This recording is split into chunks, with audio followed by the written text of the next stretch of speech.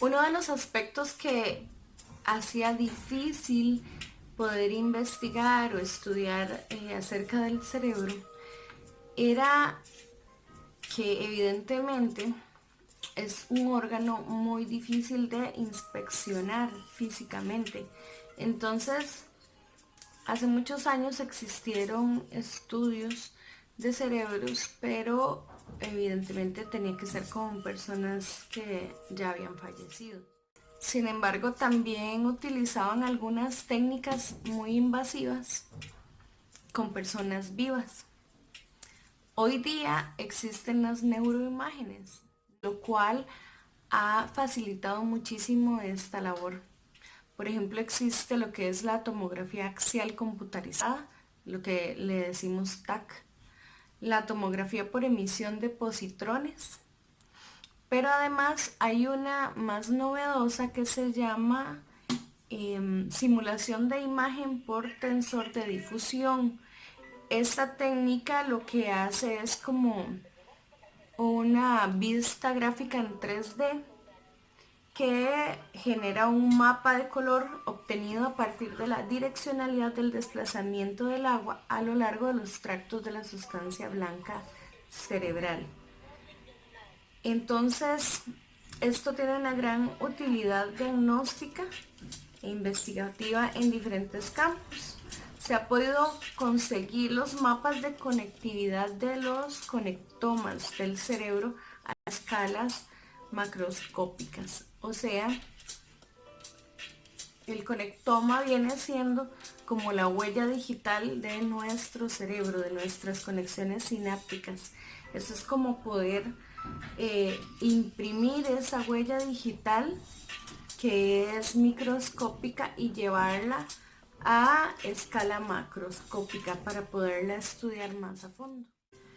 Quizá uno de los aportes más importantes en cuanto a la neurociencia es el descubrimiento de la neuroplasticidad del cerebro. Esto porque hace algunos años se creía que el cerebro era como una especie de órgano estático, impenetrable, que nunca podía modificarse, que era muy limitado en ciertos aspectos. Sin embargo, se ha descubierto la neuroplasticidad, que básicamente es la capacidad que tiene el ser humano de generar conexiones sinápticas a lo largo de toda su vida. Por ejemplo, antes existía la idea de que si alguna persona tenía un daño a nivel sináptico, este daño nunca se iba a regenerar. O, por ejemplo, la idea de que si uno llega a cierta edad y no ha podido aprender algo, no va a poder aprenderlo nunca. O la idea de que cuando uno tiene cierta edad ya no es posible estudiar, o que las personas de la tercera edad tienen una capacidad de aprender mucho menor. Hay otro tema del que no me puedo ir sin hablar y es los neuromitos. Existen muchos mitos con respecto al funcionamiento del cerebro que han sido aceptados socialmente y que realmente son creídos como una verdad absoluta. Ahora que les hablé de la neuroplasticidad, podemos ver que eso es parte de esos mitos que se tenían acerca del funcionamiento del sistema nervioso. Voy a mencionar algunos otros. Hay un mito muy arraigado que es el de el individuo hemisferio izquierdo dominante o hemisferio derecho dominante. Hay muchas personas que dicen, bueno, es que yo soy una persona creativa, entonces es porque mi dominante es el hemisferio derecho de mi cerebro, o si es una persona que se da más a la matemática, entonces es una persona que tiene su hemisferio izquierdo dominante. Bueno, lamento decir que eso no es así, porque no existe una evidencia científica real de que esto ocurra en todas las personas. Y de hecho lo que genera más bien es que algunas personas, por ejemplo docentes, organizan su currículo de una manera inadecuada, creyendo que una persona solamente puede hacer una cosa o aprender de alguna manera. Bueno, a nivel de enseñanza-aprendizaje hay muchos factores, desde si la persona tiene dominancia por algún estilo de aprendizaje, lo cual tampoco está escrito en piedra, el tipo de inteligencias que tenga, el tipo de temperamento, su carácter, sus gustos, los tiempos de atención, todo viene siendo determinante a la hora de aprender. Sin embargo, nos vamos a enfocar en el tema de el hemisferio dominante. Primero que nada vamos a ver de dónde nace el mito. Se cree que este mito se pudo haber originado a partir de la mala interpretación de los resultados de unas cirugías de cerebro dividido en pacientes de epilepsia, ya que mostraron formas de procesamiento de información diferenciadas entre los hemisferios y un compromiso especial de uno de ellos con el desempeño de una determinada tarea. Actualmente que tenemos los estudios de neuroimágenes, hemos podido ver cómo funciona esto desde una perspectiva más científica. Y se ha demostrado sí que, si bien es cierto que cada hemisferio está involucrado en el desarrollo de tareas específicas, de la misma manera, por ejemplo, que el lóbulo occipital está vinculado con la visión, por ejemplo, el reconocimiento del rostro está involucrado el hemisferio derecho, en lo que es la producción del habla está involucrado el hemisferio izquierdo. Sin embargo, existe una contribución mutua entre ambos hemisferios para el éxito de dichas tareas.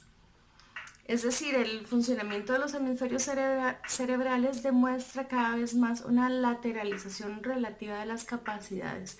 Recordemos que entre los dos hemisferios está el cuerpo calloso, pero el cuerpo calloso es una textura permeable que permite que la información de un hemisferio y otro se correlacionen. Veamos el ejemplo de lo que estamos diciendo. Si la producción del habla se da en el hemisferio izquierdo y yo creo que yo soy hemisferio izquierdo dominante, entonces por eso es que yo hablo. Pero si una persona tiene un hemisferio derecho dominante, no hablaría entonces.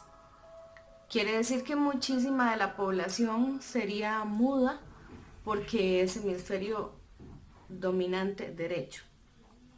Entonces, no es así. Existe otro neuromito que yo le llamo el fenómeno Baby Einstein, y que dice que es necesario aprovechar la exuberancia sináptica para que se produzcan o se refuercen los aprendizajes, que las sinapsis que más se utilizan se mantendrán en la edad adulta y no serán eliminadas en el proceso de poda sináptica o poda neuronal. Ok, número 1, sí existe una época, por así decirlo, en el desarrollo neuronal en el que se da una mayor producción de conexiones sinápticas. Y sí es cierto que existe la poda neuronal, que es básicamente cuando mi sistema nervioso decide cuáles conexiones sinápticas es importante guardar y cuáles no.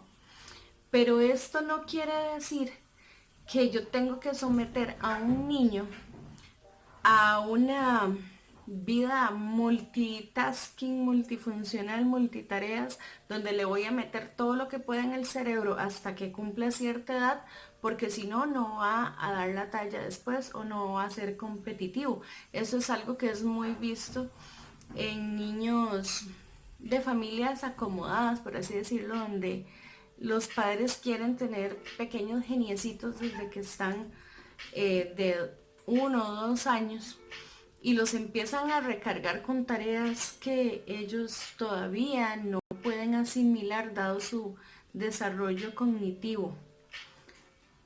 Porque existen etapas del desarrollo cognitivo, así como existen etapas del desarrollo físico, y debemos de entender que hay que respetarlas. Hay un neuromito que es muy aceptado por la sociedad y que también tiene como un carácter de ciencia ficción porque se ve mucho en las películas y todo, y es que nosotros usamos solamente el 10% del cerebro.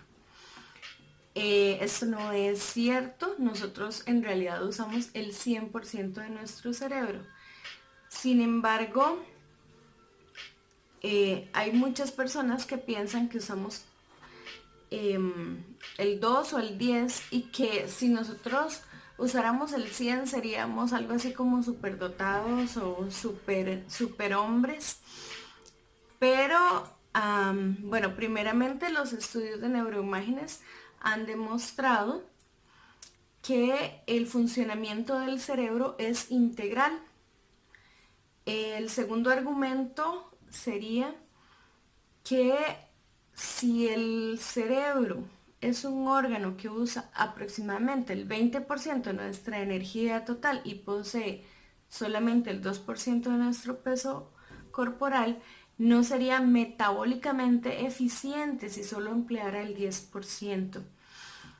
Por último, se ha constatado que cuando hay un traumatismo o un accidente cerebrovascular, se disminuye la actividad cerebral en las regiones implicadas, por lo que se observan consecuencias gravísimas en el comportamiento y el desarrollo habitual. Si realmente nosotros usáramos solo una fracción de nuestro cerebro, entonces todos registraríamos discapacidades en varios niveles.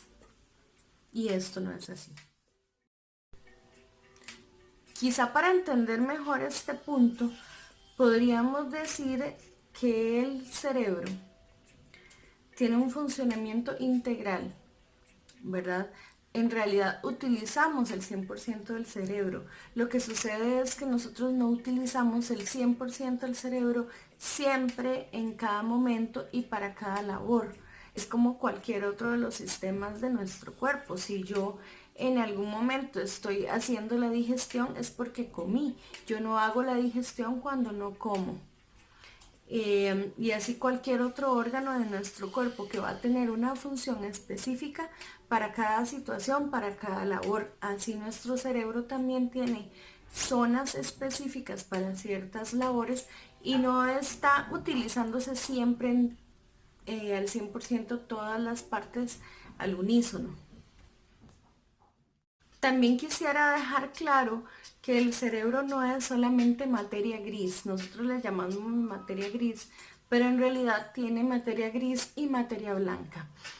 Y también hay otra cosa importante y es que la unidad estructural normalmente se estudia que es la neurona, pero el cerebro, bueno, y el sistema nervioso en realidad tiene dos tipos de células, que son la neurona y las glías. En realidad casi no se habla de las glías y sinceramente en lo que yo llevé de colegio nunca las oí mencionar, pero en realidad las glías tienen funcionamientos muy importantes en el sistema nervioso y se cree que están en igual cantidad